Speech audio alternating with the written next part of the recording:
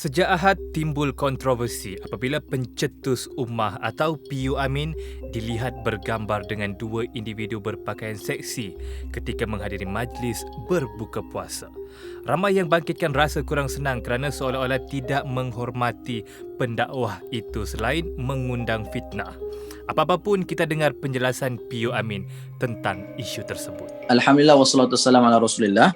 Saya dijemput untuk ke satu majlis yang mana majlis itu diminta untuk saya membacakan doa.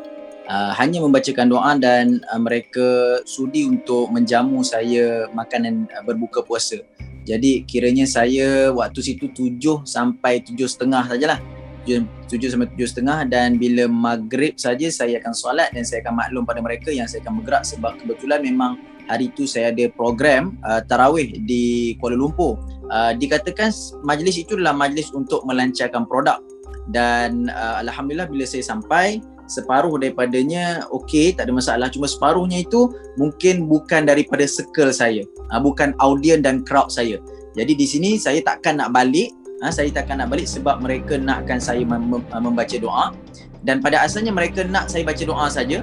Dan dalam pukul 7 suku begitu, saya ambil mic bukan sekadar baca doa dan saya menggunakan peluang ini untuk menyampaikan tazkirah. So bila kita sampai ke tazkirah, cerita tazkirah dalam bulan Ramadan dan dalam masa yang sama kita menyentuh juga isu-isu berkaitan dengan sensitiviti, pakaian dan sebagainya dalam bulan Ramadan, dan secara berdepan pun kita gunakan cara yang lunak dan hikmah agar nasihat dan tazkirah tu dapat dinikmati, dapat difahami dan dapat diterima.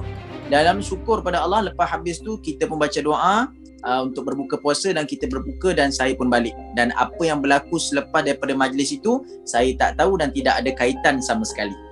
Sebahagiannya ada yang sempurna kejadian jantinanya, ada yang 50-50. Ada juga yang sifatnya yang suka sama jenis pun ada juga dalam tu.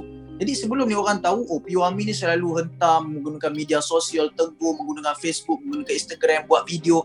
Dan kali ini, bila diberikan peluang untuk kita pergi turun padang bertemu dengan golongan-golongan ini secara kebetulan juga, saya tak tahu ada golongan-golongan ini kan. Mungkin kalau saya tahu, saya ambil pandangan, saya kata tak payah pergilah, nanti jadi hal. Okey, sekarang dah jadi hal. Apa yang berlaku pada hari itu bukan saja saya saja datang nak bergambar. Diorang kata PU bahagianya senyum dengan perempuan. Habis saya sebelum ni saya pergi ke penjara, saya bergambar dengan banduan akhir. Saya pergi ke pusat serenti bergambar dengan penagih dadah. Saya pergi dekat satu pusat perlindungan bergambar dengan pelajar perempuan yang ada ketagihan seks. Bergambar. Senyum lah. Senyum dah orang nak ambil gambar. Takkan buat muka. Mana boleh, kena senyum lah. Meraihkan. Nabi pun meraihkan orang lain. Kan takkan kita nak buat muka marah. Habis tu kalau orang tu nak ambil gambar, jangan ambil gambar dengan saya. Saya ustaz. Saya pencetus ummah. Awak ahli neraka. Awak tak layak ambil gambar dengan saya. Nak cakap macam tu. Dan kita nak cakap macam tu, lagilah dia benci dengan ustaz-ustaz ni. Lagilah dia benci dengan golongan pendakwah. Contoh, saya dah sampai, saya dah duduk, saya tengok orang tu pakai baju macam tu. Saya nak balik lah. Kenapa ustaz nak balik? Kejap lagi nak baca doa, jangan malukan saya. Semua orang nak berdoa ni, majlis nak. Saya tak boleh doa. Ini tempat maksiat ni. Orang pakai nampak dada, nampak. Tak boleh tempat maksiat. Saya tak boleh doa. Saya doa kat masjid je. Boleh ke macam tu? Kalau dia jadi lebih teruk, kalau dia buat maksiat lebih teruk, Allah Ta'ala tanya, kenapa kau ada peluang untuk tazkirah, ada peluang untuk nasihat, kau senyap? Kenapa kau tak buat? Allah Ta'ala tanya, nak jawab apa? Saya suci ya Allah. Diorang tu ahli maksiat, ahli dosa, saya tak boleh dekat. Tak boleh lah macam tu. Kena fikirlah, ni zaman 2020, 2021, zaman dah maju. Kan, kalau ada arak makanan haram, saya keluar terus. Sekarang ni, cuma pakaian dan juga gaya orang-orang yang tak macam kita, bukan circle kita, bukan crowd kita. Kan, tak boleh ke kita pergi sana untuk memuliakan mereka? Mana tahu asbab, dia tahu dengan cara tersebut, dia nak mengaji kejap lagi, dia boleh semayang. Kan? Kenapa kita tengok, bila Pak Lebay pakai dengan perempuan, bukan saya peluk. Kalau saya pakai kopiah, saya peluk, itu rezeki besar lah, saya menang besar.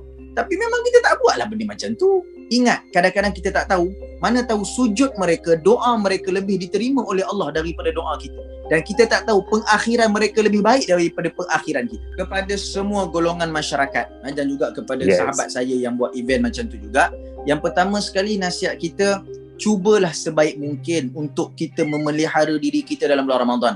Ada yang takut nak berubah dalam bulan puasa sebab takut kena ejek, takut kena perli, takut kena sindir. Pakai tudung, pakai baju tutup aurat, kau baca Quran, kau semayang. Ini mesti nak mati ni kan. Mesti dah nak mimpi bukan-bukan. Ramai orang macam tu, sebab itu mereka tak nak berubah. Tapi jangan risau. Bulan Ramadan, bulan keampunan, Allah Ta'ala buka seluas-luas pintu kebaikan untuk kita berubah. Tak ada siapa boleh tegur kita yang mana kita ni nak berubah jadi baik. Kita pun rasa macam susah nak berubah sebab orang duk pedih, orang duk ejek kita. Jangan begitu. Kan, kalau boleh pelihara diri, jaga aurat, kurangkan aktiviti ataupun event-event yang penuh dengan hiburan. Tetapi kalau dalam ada hiburan, tolong bantu kita untuk selitkan unsur-unsur tazkirah, dakwah dan doa supaya orang yang turut serta itu juga saling ingat, mengingati dan saling tersentuh untuk mengubah diri kepada jalan kebaikan. Wallahu a'lam.